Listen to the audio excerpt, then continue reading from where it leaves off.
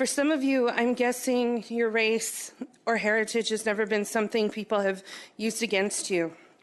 I was 12 when it happened to me. The woman who lived next door to us in Castro Valley was racist.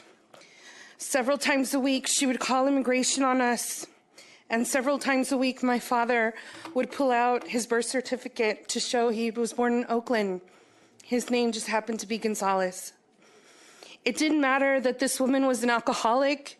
It didn't matter that she called while she was drunk. Immigration always came. One day when my mom was away burying my step-grandmother, they came because Molly Everhart, our neighbor, while drunk, called immigration and told them my father had raped me and that she had watched from her kitchen window.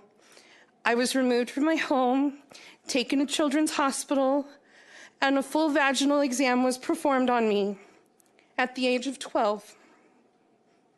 I was 12. At 12, I was raped by a system because a white lady lied and my last name happened to be Gonzalez. Under the directives in place today by the current administration, if my father had been undocumented, along with my rape, he would have been deported, having done nothing wrong. This is the fourth time I've had to stand up and tell my story in these last few weeks, and I honestly thought it would get easier. But instead, I find this history is heavy to carry. Tonight, when you vote in favor of this resolution, know that you will be affirming for me the dignity I was not afforded 28 years ago. I stand before you with the heart of a 12-year-old girl, desperate to know that what I went through, the racism I endured, may be used for some good. Thank you for setting an example of what decency looks like. I am a proud resident of San Leandro. We raised our little boy here. He's 2 years old, and they're watching right now. He's about to go to bed. And I look forward to knowing that when I get home, we will in fact be a sanctuary city. Thank you for giving me that tonight when I go home to kiss him. Good night. Thank you. When I decided to come home to the East Bay 6 years ago, I chose San Leandro because of its diversity, its location, and its beauty. Little did I know I was coming to a community full of very brave people, very amazing young people who really, really care about their community more than I even knew at the time. We pay premium local taxes here to enjoy a wonderful community, and I'm okay with that. I'm okay with going to the library on Sunday. I'm okay with knowing that when I call the police, they come. I'm okay with knowing that we have wonderful local schools. But the federal government is creating laws and activities around immigration that will destroy families and harm our community, and we should not foot the bill for this. SLPD should be able to focus on our own city and our residents, not the priorities of the federal government, especially when those priorities are destructive and misplaced. Studies show a correlation to lower crime rates in sanctuary cities. I think we want all of our community to feel safe calling on law enforcement, not just a few, as was amply demonstrated. We need an ordinance, not just a resolution. It needs to be explicit, not only about immigration and race, but also about religion, national origin, and other marginalized entities. Another reason why I urge the council to support this sanctuary city is to rectify abuses of the past. We know that San Leandro had been infamous as a sundown town to the point that I almost was not willing to live here. And I'm so proud of this town now. We were at the epicenter of fallout from Executive Order 9066, which was incarcerated citizens of Japanese ancestry. It's not enough to name our high school after Fred Korematsu. We need to not only support sanctuary, but to defend our citizens from really, really bad things that can happen. With the state moving towards the provision of sanctuary, let's make sure we stand on the right side of history this time. I have a sign. It says diverse, inclusive, progressive San Leandro. And you've heard my story before, but this is why we choose to live here, my husband and I. And I think we've heard tonight that we love San Leandro. And I think that's something we all agree on. So it's important that we stick to these values. And I'm so proud to live in San Leandro. I mean, what I've heard tonight from you gorgeous people is so endearing, and it makes me so proud to live in this zip code and contribute to this city. I'm an optimistic person because I'm an American, and I think tonight San Leandro might become the next sanctuary city. And I cannot imagine a more powerful thing to have my adoptive hometown to draw a line in the sand and say, diverse, inclusive, progressive. These are the values that are San Leandro values. And a divisive, mean president can't stop that. So I hope that you vote yes for this resolution. Thank you so, so much for being so open to listening to us, to reading all of our emails. My 2 neighbors came to you 2 weeks after Trump was elected. And this time, a lot more people came. So I'm optimistic because of that. So thank you very much. Here to call on San Leandro to become a sanctuary city. For some, the issue is vague, and arguments are made that the money Trump threatens to defund will hurt the most vulnerable people, the same people that we're here to protect, while having virtually no impact on policing in San Leandro, because there's no cooperation between San Leandro and ICE and the feds. But those people who think that would be wrong. First, let me say that I won't stand to protect just 1, 2, or 3 of these groups. We need to make sure all our residents are protected. But if you vote for money and not sanctuary, the threat to these people will come still and come again. Because once you've shown that you can be controlled by the threat of money, you open yourself up to future similar threats. Trump's been playing this game most of his life. He's good at it. It's what he does. We can't win, so let's not play. And he will use that tool every chance he gets. Let's not give him that chance. Let's take that tool away immediately. Show him that we won't bend to his will when he threatens our neighbors, our friends, our residents, even one. Once he sees he can't scare us into doing what he wants for money, he'll have nothing. Let's join our neighboring cities and cities throughout California in standing with the people and not the money. Let's stand together, big and strong, in resisting the draconian measures of the Trump administration in San Leandro by voting yes on sanctuary status. Thank you. And protect our residents and vote for sanctuary. Thank you. Thank you.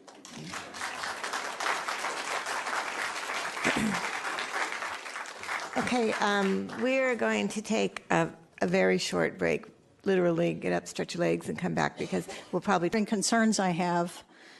Number one, the San Leandro Police Department said that people would not be detained unless there were serious crimes.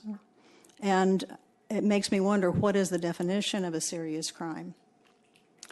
Mm-hmm. Even under the Obama administration, while the intent was that those who were serious criminals would be deported, I've heard too many stories about people who were deported based on fines or other, what I would call very minor crimes. And I think it's important that as we implement the resolution that we have a clear understanding of what specifically is meant. While I think all of us could get behind violent crimes, I'm not sure that we would all agree on the definition of serious. The second thing is and Mike spoke to this a little bit earlier, it concerns me whether or not we actually have databases or records that document immigration status of individuals. I think that that's extremely dangerous, and particularly given what was stated by our lawyer earlier, that you cannot prohibit people from voluntarily providing information, that would be illegal. The fact if we were keeping that information, then it puts at risk anyone who would have an undocumented status. So I'm very concerned that that be considered as we look at further implementation of how this might be done. And then finally, I want to say that I strongly support the sanctuary cities and that our values, in fact, our humanity, cannot be held hostage due to government funds. Thank you. Good evening. I'd like to speak against the idea of officially making San Leandro a sanctuary city. Obviously, it's already a de facto sanctuary city, but the resolution, or making it a resolution, is going in the wrong direction. I've resided in the city for 60 years, and I'm in my 70s, and I've been following a lot of politics for almost that long, and I may know a few things that even you don't know.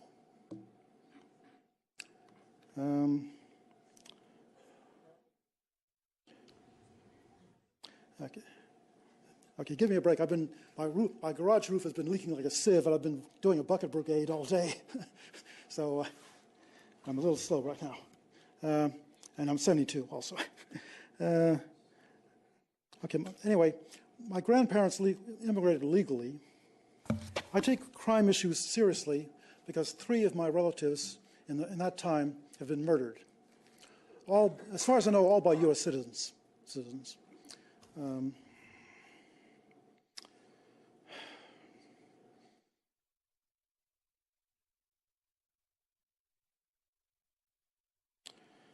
Okay.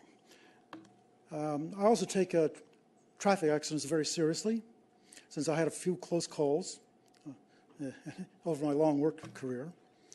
About 3,000 Americans are killed every year, as far as I can find out, by illegal aliens. The majority of that is traffic accidents, drunk driving. Less than half of that is murders, crimes. So crime and accidents are a serious issue where immigration is concerned. Also, the costs of illegal immigration. The last report I saw was that an illegal immigrant family costs the government $30,000 a year. Okay, if you can finish your... And they pay taxes of $20,000 a year for a net loss to the taxpayer of $10,000 a year. That report is a couple of years old. I don't know what it is now. Okay. Thank you for your comments. Thank you. Hendy Huang, followed by Arlene Newring, and then Samantha Samina. Good evening. I say San Leandro is a city of immigrants, and we have 1/3 of population are Asian and 27.4% of are Latino. And some African is from Africa, and some who is from European. They are immigrants here. And like in the past, the first people who come to America is citizen, and come later is immigrant. And people who come right now is undocumented immigrant. It's just a matter of who comes first. Even the what we call the American Indian come from China 1,000 years ago. And yes, it's true. It's come from China. And so no one is a native origin American. These undocumented immigrants come from for a better life and future. That is not their fault. They work, they pay sales tax in store, and they pay the property tax through their apartment rent. Without this immigrant, they will be short of sales tax and property tax. How you run the city and school, and the school will be empty. I support the sanctuary city to protect these undocumented immigrants, but not the people who are criminal, like murder, robbery, stealing car, etc. These type of people, they need to be deported to their home country. And the United States is a nation of immigrants. American is immigrant, and no one is a native origin American. Thank you. Thank you for your comments. Okay, Arlene Neighboring. Our office has been receiving a number of calls from concerned community members and those who have actually been attacked or who have been targeted simply because they're Muslim or perceived to be Muslim. So we had 111 cases of hate incidences that have been reported to us nationwide, and these are the reported cases. For every reported case, I can only imagine that there are dozens that go unreported. And so the community is very frightened. And it's almost as though they have been given, free license. People have been given free license in order to engage in such xenophobic, Islamophobic attacks because of the statements made by our president and because of the executive orders by our administration. So to have a city council such as yours and the number of other city councils who have stood up against these orders, we commend you. We thank you for doing so. It is more important now than ever for us to make these public statements and public stances in support of those who have been marginalized and those who have been attacked. So I thank you for that. We're considering to make San Leandro a sanctuary city. My name is Judith Olias. I am an immigrant and longtime resident of San Leandro. I came to the United States in 1983 to create a better life for myself and my family. San Leandro is where I found a place to build that life. I have lived in San Leandro for almost 27 years. My kids went to school here, and we go to church here. San Leandro is my home, and it is the home for many immigrant families like mine. Tonight's sanctuary resolution is a big step towards making San Leandro a more peaceful and secure home for immigrants and their families. The recent news about border walls, travel and refugee bans, and raids all over the country are making people like us feel insecure in our homes and communities. We rely on local governments and our elected officials to make sure that cities like San Leandro remain places where people looking to build better lives can find a place to call home, like I did. Thank you for your leadership, and I hope you will support this resolution. It will make me proud of San Leandro for joining the many cities in the state of California in declaring support for immigrant communities. Thank you. I'm 12 years old, and I go to Bancroft Middle School. I'd like you to take a look around at the banners hung on the walls. They say welcome. They do not say get out. They do not say leave. That is how I see San Leandro. I believe that's the only way I will ever see San Leandro. And I would like you to let it stay that way and make San Leandro a sanctuary city. Thank you. Thank you. Just some local demographics that I think are important to highlight as part of this conversation tonight. As you know, San Leandro is among one of the most diverse communities in the nation. According to U.S. Census data, approximately half of all San Leandro households speak a language other than English at home, and a little over 35% of local residents were born outside of the United States. And these trends are largely mirrored at the county level, which according to the Migration Policy Institute, a little over a third of our 1.6 million residents were also born abroad.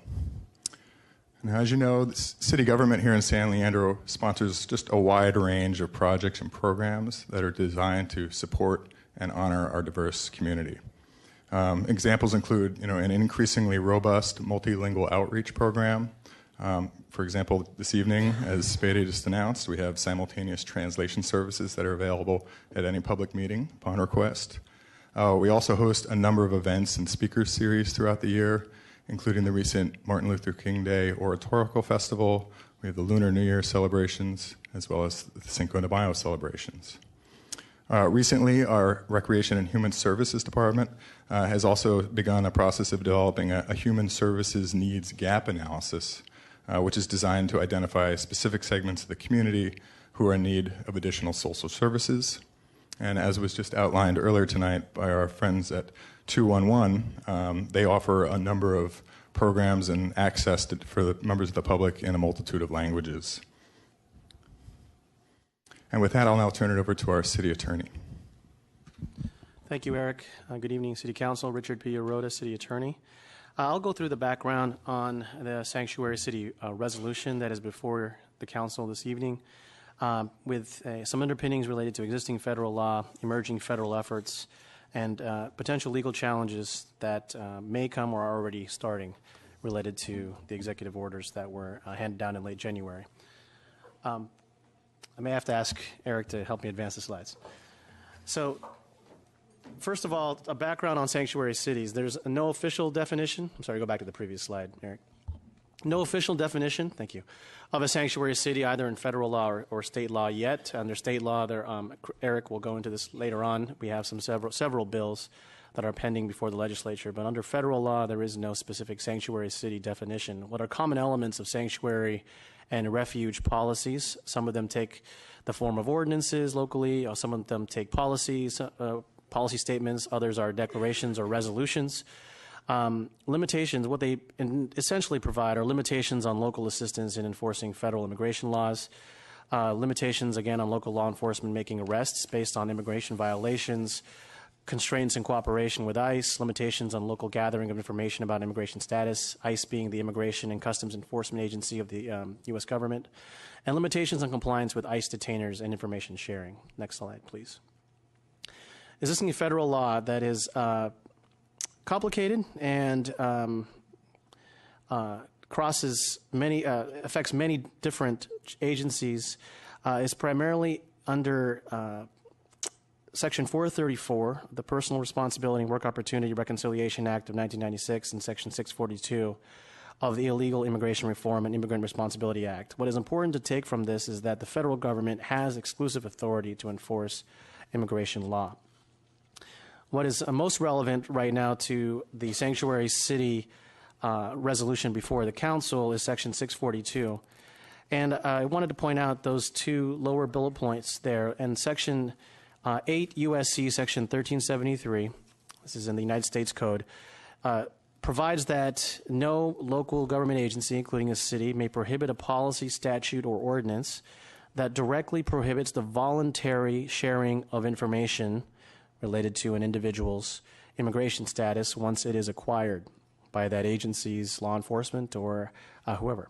It does not require local cooperation or information sharing by the city. Next slide, please. So we come to January 25th, 2017, and actually over the 3 days around the 25th, 26th, and 27th, the Trump administration issued several executive orders enhancing. The one most relevant to us this evening is the Enhancing Public Safety in the Interior of the United States, which targeted specifically sanctuary jurisdictions by title or name. The key elements of that executive order provide that jurisdictions that willfully refuse to comply with 8 U.S.C. 1373, which I just referenced above, again, to remind you all, to prohibit a policy, statute, or ordinance that directly prohibits the voluntary sharing information once it is acquired, would make that sanctuary jurisdiction, the city, not eligible to receive federal grants. The Secretary of Homeland Security has authority to designate sanctuary jurisdictions. What's important there is that it doesn't really matter if the city had started calling itself the sanctuary jurisdiction. If we had any policy, practice, statute, or ordinance, policy, for example, that could be either de facto or by practice, my understanding is that we could be, the city could be declared a sanctuary jurisdiction without even declaring itself to be one. The Attorney General may take appropriate action, shall take appropriate action, it says here, enforcement action against any entity that violates Section 1373 or has policies or practices that hinder the enforcement of federal law. So that is the key. Those are the key elements. There are some more specific examples in the staff report that I encourage you to, if you have any questions about, but that were included in the staff report for additional analysis. What has just occurred today that was, I think, reported upon over the weekend, what was actually issued today were Department of Homeland Security policy memos related to the expansion of enforcement efforts related to undocumented individuals. We are still reviewing those, but my preliminary analysis, our preliminary analysis, finds that our policy is still in compliance with your direction as far as the the resolution is concerned and federal law. What is important to point out is that your policy, City Council, is in compliance with 1373 in that it's going to the letter of the statute. The policy does not directly prohibit the voluntary sharing of information once it is acquired. We find that that's a key element of the law that the resolution doesn't run afoul. However, let's move to the next slide because it's obvious, and I was looking at a stat this afternoon or this evening by the Harvard Penn, I believe, poll that found that 88% of Americans are aware of the executive order related to the January 25th executive order enhancing public safety in the interior of the United States. So clearly people are aware of what it says. And now we have potential legal challenges that have been filed related to these particular executive orders, but this one in particular. And I would, it was my opinion that I think there are strong legal arguments that can be made that the executive order as currently drafted expands and stretches the scope of existing law beyond constitutionality, that making it unconstitutional. For example, the policy, the executive order says all grant monies, and Eric Engelbart will go into what that means for the city later on in the presentation, but the mention that all grant monies may be at risk if the city even declares itself to be or acts as a sanctuary city may be unconstitutionally coercive. It may violate the 10th Amendment and the spending clause of the U.S. Constitution that was recently just ruled upon by the Supreme Court in an ACA-related case that the federal government may not penalize cities necessarily or penalize jurisdictions for by withholding monies from them for not complying with federal policy. They may make conditions that may incentivize jurisdictions and cities to comply with federal law, but not coerce them to do so.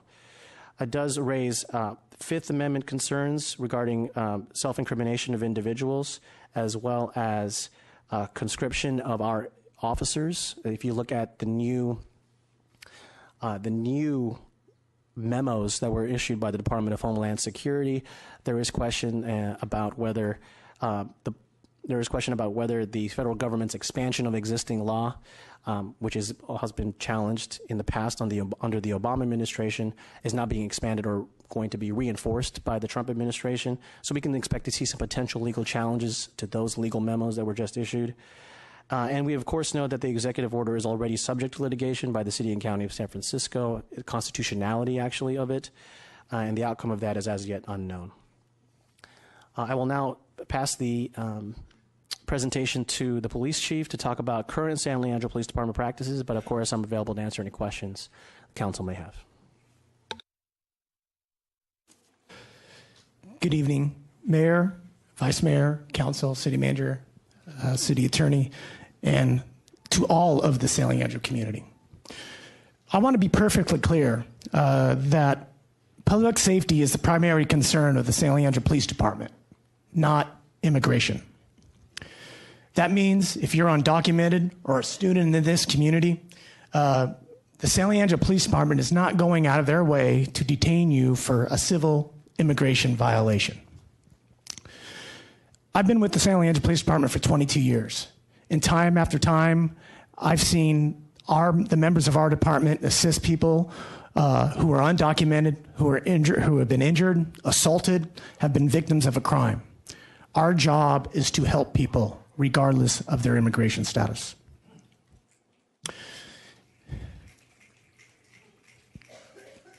Earlier this year, or a couple of months ago, I outlined some priorities for the police department: public safety, community engagement, organizational health and wellness, and organizational leadership. Part of that platform is that in no way do I or the members of my department want to jeopardize our ability to protect our community and build and break down relationships that are going to be have an adverse effect to our community. Public safety requires partnerships. No doubt, in this day and age, We can't do it alone, and everybody deserves a safe place to live. By enforcing civil immigration, this will erode both trust and collaboration that I need and that my officers need to protect this community. Because like I had stated, we all deserve a safe community. I'd like to take a moment and discuss that California law enforcement has a track record of supporting the undocumented community. Cal Chiefs has supported AB 2027, which helps secure T visas for undocumented victims of human trafficking. Cal Chiefs has also supported AB 60, which provided California driver's license to undocumented community members. Recently, the International Association's Chief of Police came out and opposed any initiatives that would mandate that state and local law enforcement play a role in federal immigration laws. However, consistent with our existing state laws and current practices, I believe that undocumented individuals who are committing violent and serious crimes against the members of our community should be held accountable. There is a balance that needs to be struck. And like I said, public safety is extremely fragile. I'd like to take a moment and share a personal story. Last week, as you know, last Thursday, it was a day for people who were undocumented to not show up for work as a demonstration and a protest. And I went to a local business that I go to quite often, and one of the individuals who works there is undocumented. And she shared with me that she could not take the day off because she had to feed her family. By no means do I or my officers want to jeopardize and enforce civil immigration laws on someone who is obeying laws in our community and has a positive effect on how we relate to one another. This same person was also a victim of a crime recently. And at no time did my officers ask if she was undocumented. And at no time did we ever not provide her any resources that we wouldn't provide to any other victim of a violent crime.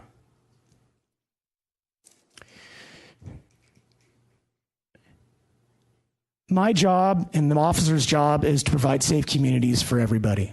And again, like I've stated, it is fragile. And people who commit crimes, whether you're undocumented or not, should be held accountable for those crimes. Currently, our practice is if we arrest an individual, our jail is a temporary holding facility. That means we book people in and then we transport them out to the Alameda County facilities. I got that right. I was really worried about that. Oh, wrong way. See, I messed it up. Okay, here we go.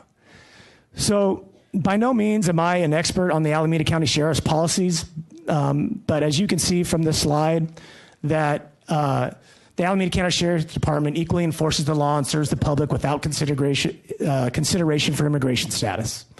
They do not honor civil ICE detainers. If people are ready to be released from custody, they are not detained solely for notification to immigration authorities. And assistance to ICE may be provided in responses to emergencies or criminal acts posing a threat to life or public safety. Speaking with members of the Alameda County Sheriffs, I know that they follow the Truth Act to the letter of the T that just recently came out, providing people who are undocumented that have been arrested for criminal offenses, some authorization to counsel. My job is to keep this community safe. And again, I've lived and worked in this community all my life. This diverse community has given me a lot. It's given us all a lot. And by no means do I want to erode that trust. But like I stated, our job is to keep this community safe. And I think we all want to live in a safe community, whether we're undocumented or whether we're citizens of the United States. Thank you very much.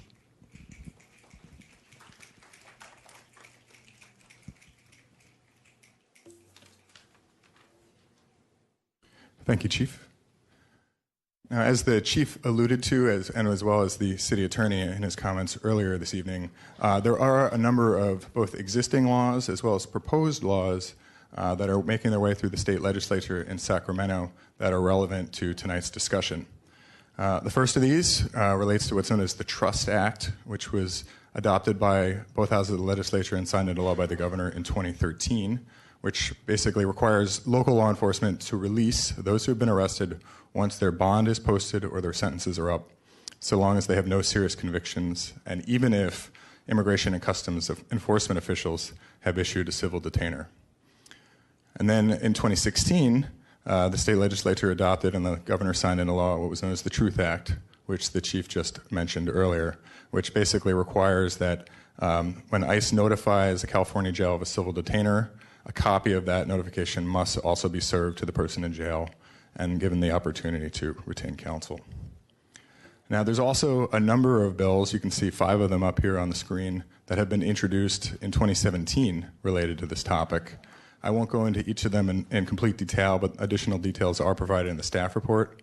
And I would mention in particular, though, SB 54, that's the item right at the top there, which was introduced by Senate President Pro Tem Kevin De Leon, which is known as the California Values Act.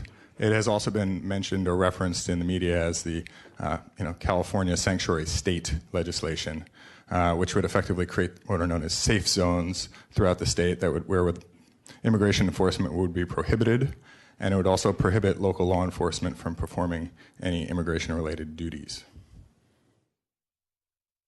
As you're also aware and outlined further in the staff report, a number of other cities and public agencies throughout the Bay Area and across the state have adopted various resolutions or policy statements along similar lines to what's before you tonight.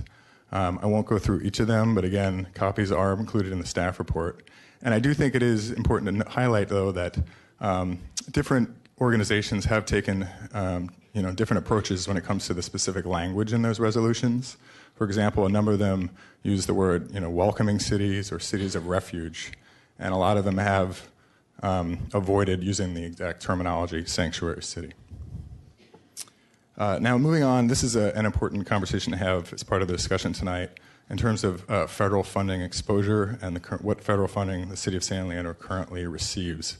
I think there's a number of important caveats that I go through when running through these numbers. At a high level, these tables provide a snapshot of various local project programs and grant applications that are funded using federal sources. Some of these items, for example, the first item there on the list, the Home Investment Partnership Program monies, are recurring annual allocations based by formula. Many of the others, though, are more along the lines of one-time funding allocations or awards for specific projects. It's also important to note that these are total amounts for the project costs. In some cases, the city has already initiated some of these projects, or some of the projects are close to completion and have already drawn down a lot of that fund balance. But because they're at different stages, we wanted to provide you just a total estimate of funding that we received at a snapshot in time. Another caveat I'd like to point out too is in terms of this first slide is what we're classifying as indirect funding. This is money that comes from the federal government, but before it gets to San Leandro, it's actually passed through either one or multiple other agencies before it gets here. So, for example, again, this second item, San Leandro Boulevard improvements, although those funds originated from the U.S. Department of Transportation, they were then passed through Caltrans and then to the city. Now, moving on to this next slide, you can see here at the top we have what's known as direct funding allocations. These are examples of federal monies that we get directly from the federal government. There's no pass-through agency. Now, for example, CDBG, that's another annual recurring allocation that's based on a formula. Another example here is the Lit San Leandro fiber optic network expansion funding. That was a $2.1 million grant from the Economic Development Administration of the federal government. That's another example of a project where we have already implemented or designed or constructed a good component of that project and drawn down a substantial portion of that funding. Nevertheless, there could still be some funds remaining that have not yet been spent. And then this last category, anticipated future grants. This is an area where we may have the most potential impact, because these are grants that we expect to be applying for over the next year, but we have not yet applied for, and the federal government has not yet rendered any kind of decision. So there's an incredible level of discretion at the federal level, and particularly at those federal department levels, as to whether or not they would want to award such a grant. And so just looking at this bottom line is this snapshot, although we show a total of just under $9 million of federal monies that the city receives at a given point in time, it's important to know, again, that's a blend of annual and recurring funds as well as one-time funds. So what we estimate is that, generally speaking, by and large, on any given year, we received anywhere between $2 and $3 million annually from the federal government. But again, that varies over time, depending on the stage of different projects. So with that, I will then get on to the proposed resolution that is before you tonight. So if adopted that by your council tonight, it would confirm that San Leandro welcomes, honors, and respects the contribution of all its residents, regardless of their religion, race, national or ethnic origin, gender, sexual orientation, or immigration status. It also explains that fostering a relationship of trust, respect, and open communication between the city and its residents is essential to our mission. It also commits that our local police department will continue to equally enforce the laws and serve the public without consideration of a person's immigration status. And it confirms the city's commitment to protect the rights guaranteed by the federal and state constitutions, including the freedom of religion, speech, assembly, privacy, and equal protection. And finally, it formally declares San Leandro to be a sanctuary city. So, to the extent your council wishes to adopt that resolution tonight, and if so directed, staff is prepared to provide copies of the resolution and related outreach in multiple languages necessary to a number of local organizations, regional organizations, local clinics and hospitals, places of worship, local schools, and the city manager would also distribute a copy to all city staff. And with that, I know we covered a lot of material in this presentation tonight. Staff is available to answer any questions.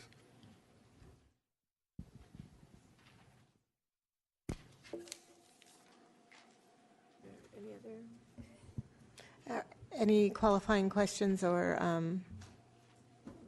questions that you want to ask? And if not, we'll take public comment. Councilmember Hernandez. Thank you very much for that report. Clarifying question, if we have funds there in the projects and we have them in their possession, they might be funds that we haven't spent, would we need to give them back, or could they claw them back? I don't know that we have a definitive answer on that. I think I would suggest, and the city attorney may want to chime in on this to expound further, but that a project that's already been encumbered is in the process of being constructed, and we're just in the process of drawing down funds. One would, I think, conceivably argue that those funds might be safer than, say, something that has not yet been done and has not been encumbered. That being said, I think there is still quite a bit of unknowns out there about what level of exposure we have on that list of projects and what level of discretion, the executive branch truly has in terms of, cutting off those funds if they chose to do so. So we don't really know quite yet. Another question, not sure if we would know or not. If we have the Department of Transportation that gives us some funds for capital improvement projects like San Leandro Boulevard, would they be in conflict if they were said, no, you cannot give funds to San Leandro, and it was going to be challenged by the Supreme Court? Would that be something we would see that there's a conflict and those funds would be held up, and we would have to wait till the Supreme Court finalizes their position or ruling on sanctuary cities? Will we sort of see those funds be held up, maybe possibly at a later date received, but maybe held up in sort of this holding period? Is that a possibility? Yes, I think that is a possibility, Councilmember Hernandez. I think if the items were challenged, then I think that there would be a stay that would be issued by the court until issues were resolved. And then we would not be safe to expend the monies or possibly even receive the monies. But if we did receive the monies and they were at risk of being returned because of an adverse ruling, we may not use those monies and just hold them. So it would be a better, more conservative approach not to spend them, but we still have to provide the service in some capacity. That's correct, but I see the city manager may want to speak to this. Yeah. Please do. I just wanted to make the comment that the funds that we have not spent yet, we will be spending as rapidly as we can because they need to be spent. Thank you. All right. And that's irrespective of what's going on with the policies. We just need to get these projects done, and that's our mission to get them done. All right. Thank you very much. Okay. Vice Mayor Thomas, please. This question is for our police chief, which is, I noticed we had up there on a slide about a coordinated effort with ICE if there's a potential criminal or a violent criminal. My question to you as chief of the department is, what are we going to do, or how will the San Leandro Police Department, or you in your role as the chief, validate if that information is true or not to coordinate an effort with ICE?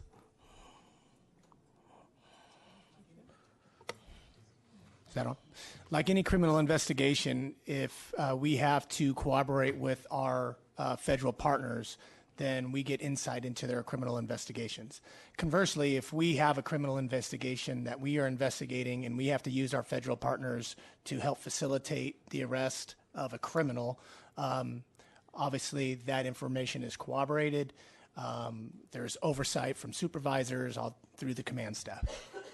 So if there's, for any particular reason, any doubts on the end of SLPD in regards to the information that you've looked at, what happens?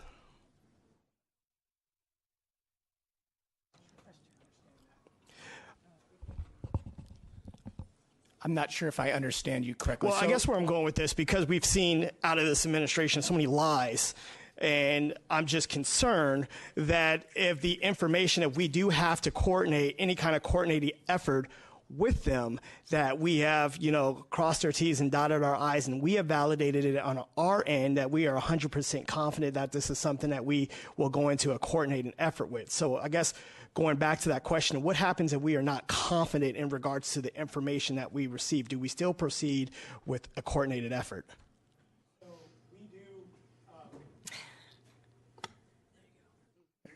Sorry about that. Technical difficulty here.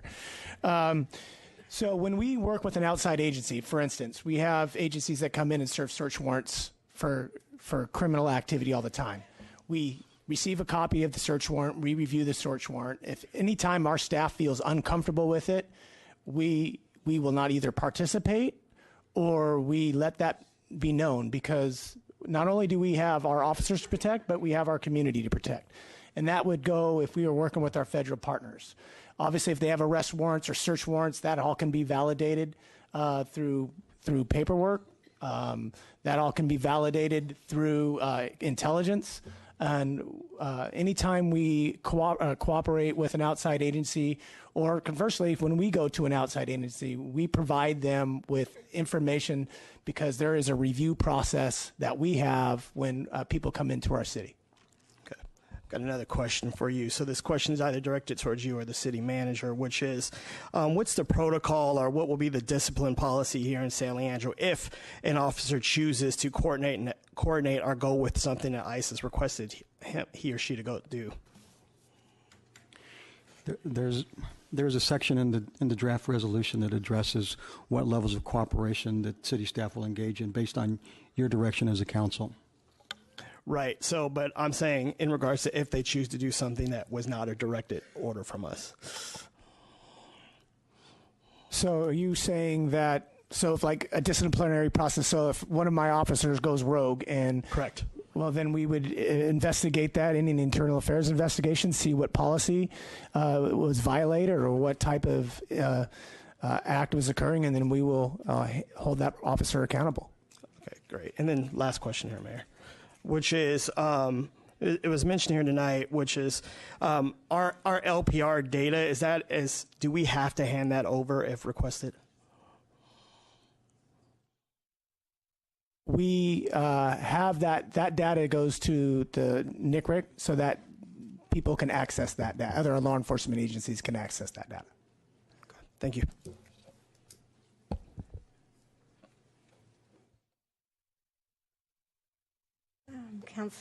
Councilmember Lopez, please. Thank you very much for all the work that city staff has put into this over the last number of months or so. I just wanted to have a follow-up question with the chief, which the city manager touched on, and that is on the actual resolution language in terms of public safety. If you can just go through the second point there, just so that the public has clarification as to what the police department will and won't do. You touched upon it on your presentation, but I just wanted to be specific to the language here. And that's on number 2 of the resolution language.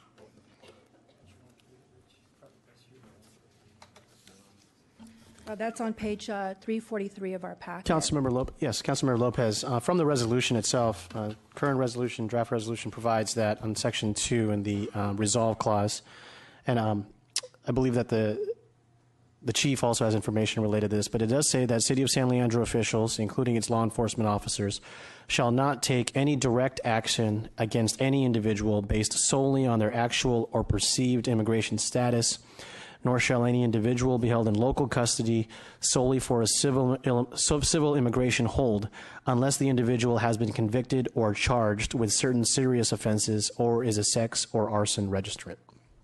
Thank you very much.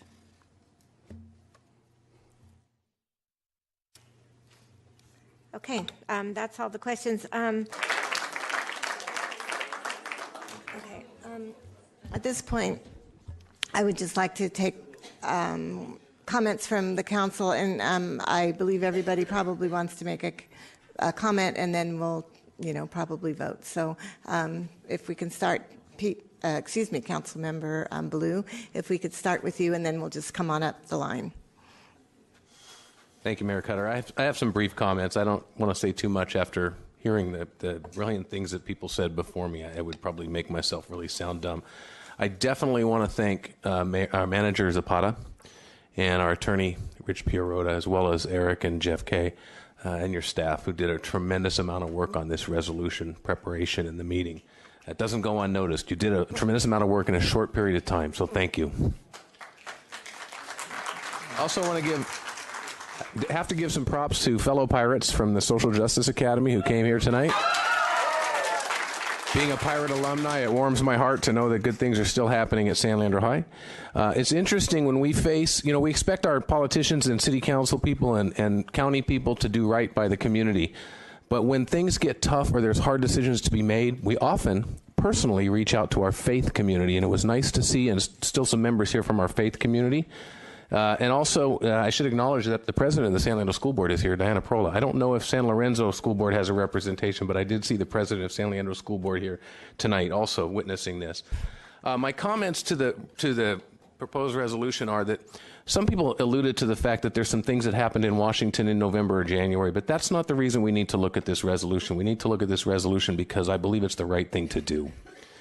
I was recently in Philadelphia and visited the Liberty Bell, and there's an inscription on the Liberty Bell that speaks to all who come to America, and it says, "Proclaim liberty throughout all the land unto all the inhabited there."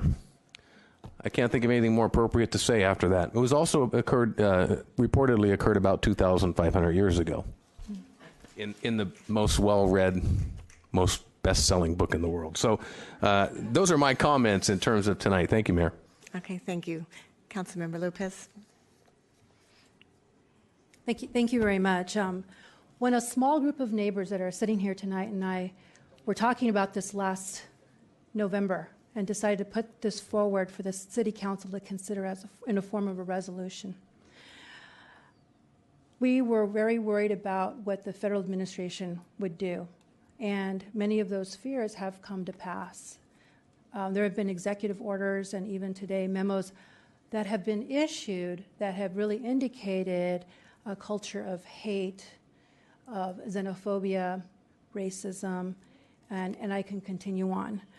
But instead of concentrating on that negativity, what I want to focus on tonight are all the people and the kind of people that have written dozens of emails to me that have come forward with their voice of moral conscience for a moral imperative that I'm very happy that we have in front of us tonight to do the right thing.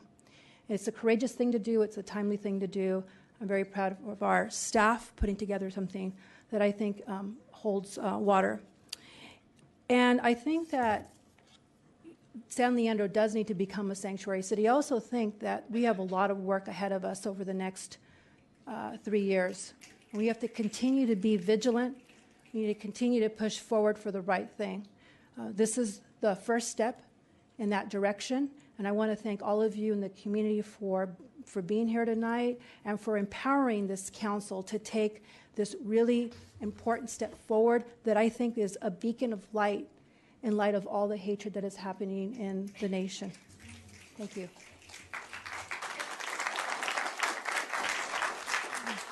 Okay, Councilmember Lee. You know, I recall speaking to the Central Committee Chair, Robin Torello, earlier this evening that, you know, I believe that the students were going to come here and just really steal the thunder of what we were going to have to say, and they did, right?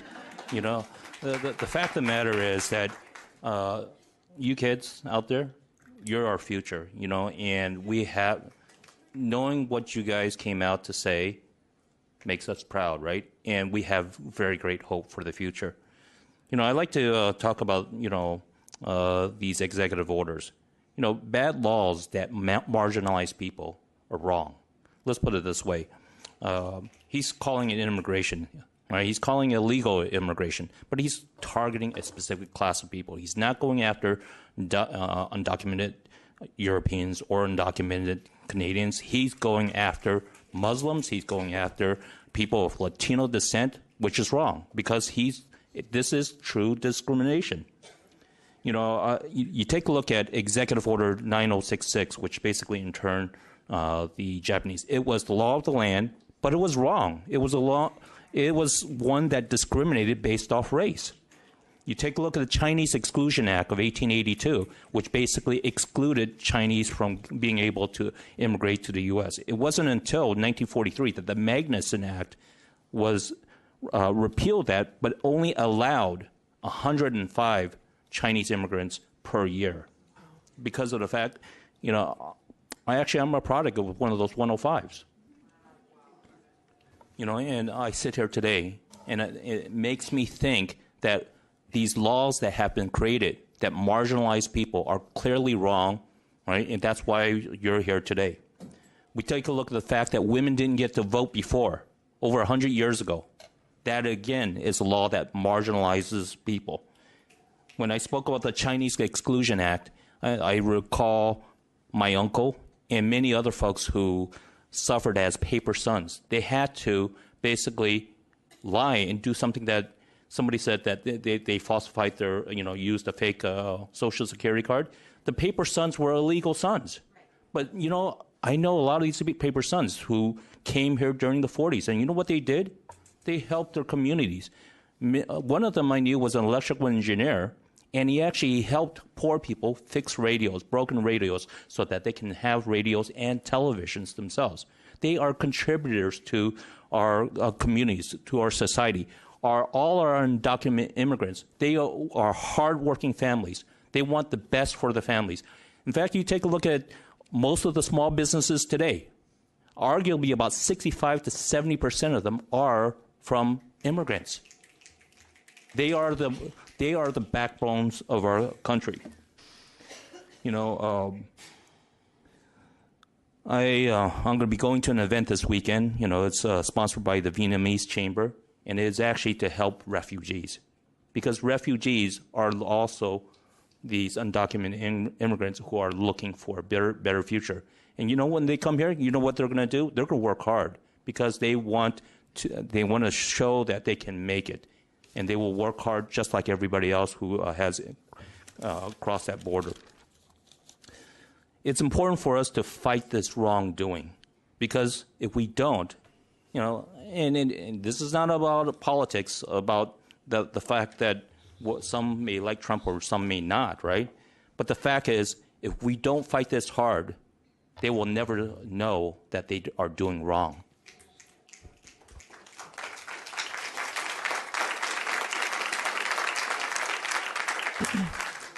Councilmember Hernandez. Well, good evening, everybody. This is my first big deal being an elected official. So it's been going on, thinking about this for weeks and weeks, and processing the emails and asking other fellow elected officials what their thoughts are, trying to absorb as much as I can, listen to the stories. I've heard Gloria speak a few times, and every time it's moving to hear her story. And we're all here for a reason. And I think I'm very fortunate and lucky that my parents, mis padres, came to the States many years ago as illegals, gave me an opportunity. They wanted something more. I make the joke sometimes that I was produced in Mexico but born in the United States. So my mom came over pregnant, and fortunately she had me in a safe place in Los Angeles with the City of Angels. I was able to grow up in that area, take advantage of some federal grants or what have you. And today I'm here to support the future, and that we are here all together to make a difference, and together we can do more. We should be somebody, an organization, a group, a culture that welcomes people, does not push them away. I think it's not fair to do that. I think there is a financial impact, but that's our role to take care of that, working with staff to make sure we can find the ways forward to address the financial losses. If they're there, no matter what. I've always been an entrepreneur. Speaking of restaurants earlier, my family's opened 3 or 4 restaurants in the past, you know, and I've been an entrepreneur in the past myself, and this has been, you know, something I never thought I'd do, but I felt it was very necessary to be up here and be a voice and be part of the community. And it is difficult, but it is difficult to be a public servant, but I enjoy the work and afforded the opportunity to do so. So I'm looking to support this, and we work hard together to make people feel safe. And we can't have that. That's the basic needs that people look for to be happy. And being happy is a core to being successful. And having a city that's on the right path, we're moving it forward. We're doing great things here. We're improving our streets, improving our schools, bringing better shopping, our marina. The city is moving forward positively, and we don't need to have negative energy come from the East Coast, specifically D.C., affecting us. So we're going to move forward, and we're going to be great together. Thank you.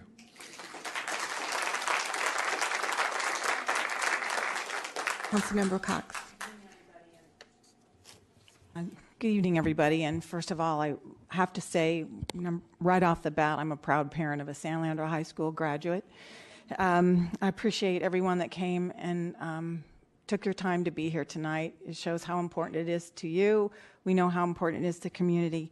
You know, shortly after Trump signed his executive order, I ran into Father Vassar from St. Leandro's on the street, and it was literally the weekend afterwards, and he said, "Oh, I'm really tired. I was in Europe last week. I was in Europe all week, and but he said, so I was coming home on Friday night, and I was going through London, and he had heard nothing about what was going on here, and he said, I stood in line to get onto the plane in London, and standing behind me was an 80-year-old grandmother from Iraq, who, as we got up to the gate, she was stopped and not allowed to get on the plane. And he said to me, and this is so poignant, he said, what could an 81-year-old grandmother, what could he be scared of, an 80-year-old grandmother? So I think, like Father Vassar and most of us out here, I truly feel like we're kind of living in the twilight zone right now. So the hateful and the horrifying rhetoric that came out of the campaign is what compelled me to be in Washington, D.C. on January 21st, marching with 500,000 other people. I'm really proud of the work we're doing here. I'm really proud of our resolution. We're taking a step. We're taking a first huge step, and it's the right one. You know, this is addressing a lot of different peoples, but we all know right now disproportionately the Latino population is being targeted right now. With this, the deportation is really being focused on, you know, a mother of 4 who just wants to work, but. So I'm really proud to be a part of this. I know I appreciate the information about potential funding. Obviously, quite frankly, but most of this funding, we have no guarantees it's even going to be there anyhow. There are simply no guarantees. I'm glad to have you pointed out that this isn't ongoing. This isn't something we're counting on every year. We'll find ways to take care of our people. because we can't stand up to bullies, and I can promise you we will persist. And San Leandro cannot be bought, and I'm really proud to.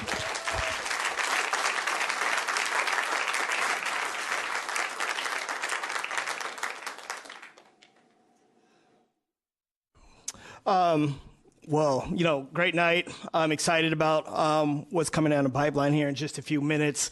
I can tell you, yes, the administration, they can take our funding, but they can't take our people. And I'm proud. I'm proud to be part of this resolution that I'm going to support tonight. I want you to know confidently that I will do whatever I need to do in this position to resist this administration and protect each and every one of you and everyone here in the city of San Leandro. And so I'm just like, hey, let's make it happen.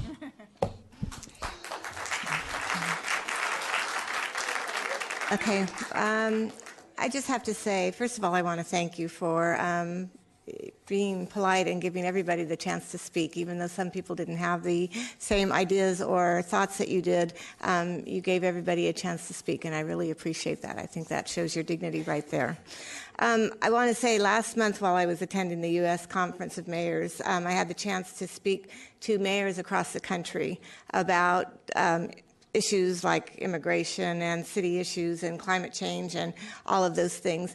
And really it came down to mayors are on a city level. They're not on a state level. They have to deal with people. They have to deal with people and real problems. And so you end up getting closer to your people because you are living their lives. You're all one of a community. And I don't know, and so that's why you see cities passing this resolution as opposed to federal and state governments, because people who are a community stick together as a community. But watching the news afterwards, you saw, I also was in the Women's March and saw over 500,000 people, and I have pictures to prove that there were that many people on the mall at the same time.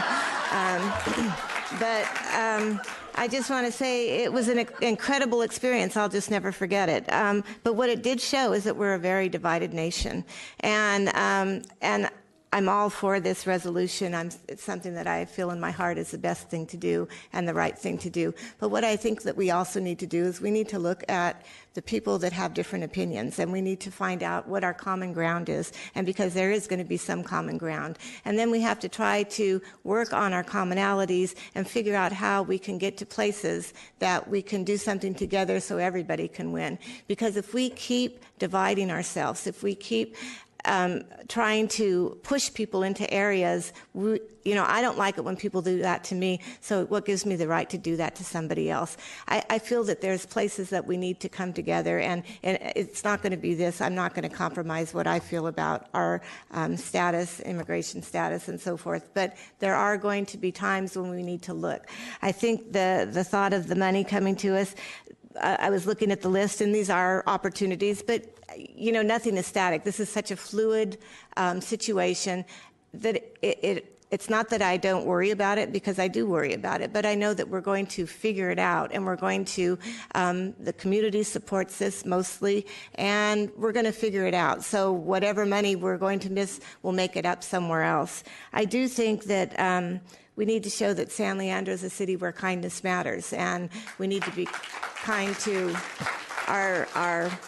to each other, to our climate, to our earth. We need a lot of things, and you only get that when you can get people to come to base values. So that's what we need to work on. We need to work on bringing people together and figuring out what we have in common so we can build on that. I think by writing this resolution and passing it tonight, we're going to give people the assurance that San Leandro is a welcoming city, and when we welcome people, we also look for ways that we can build each other up, and that's what I think San Leandro is about. So with that, I'm going to ask Councilmember Lopez if she'd like to make the motion.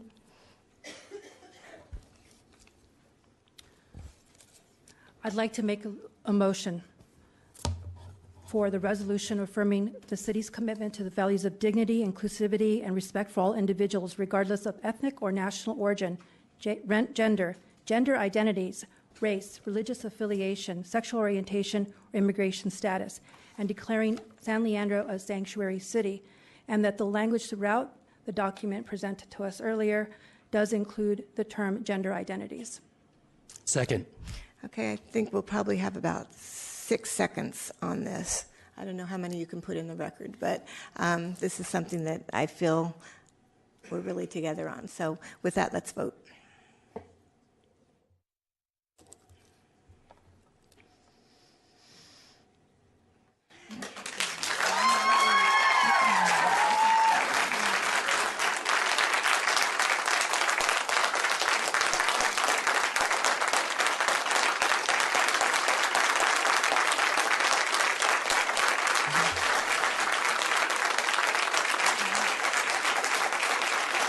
Okay, that's great. Thank you.